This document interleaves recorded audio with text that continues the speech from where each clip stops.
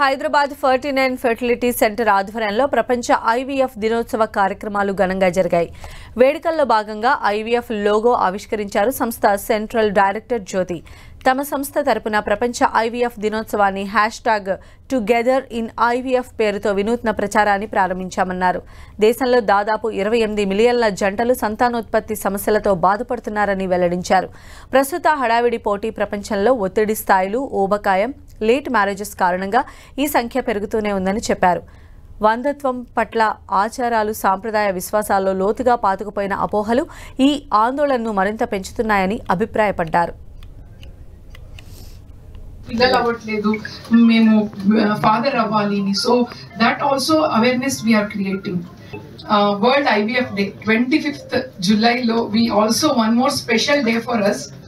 ఇంకా ఎంతో మంది ఉన్నారు హిడెన్ ఇన్ పెరిఫెరీ, ఊర్లో ఉన్నారు ఎంతో జనాలు. వీళ్ళందరూ కూడా ఒక అవేర్నెస్ రావాలి.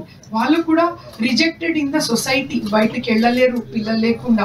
ఇలాంటి వాళ్ళకు కూడా సర్వీస్ చేయాలి. So we request you all of you to come on that day. మన ఎన్సిఎల్ బ్రాంచ్ సికంద్రాబాద్ బ్రాంచ్ కి వచ్చి ఈ మంచి ఉద్దేశం మనము ఏదైతే ప్లాన్ చేస్తున్నాం ఇంకా ఎంతో మందికి మీరు స్ప్రెడ్ చేయాలి.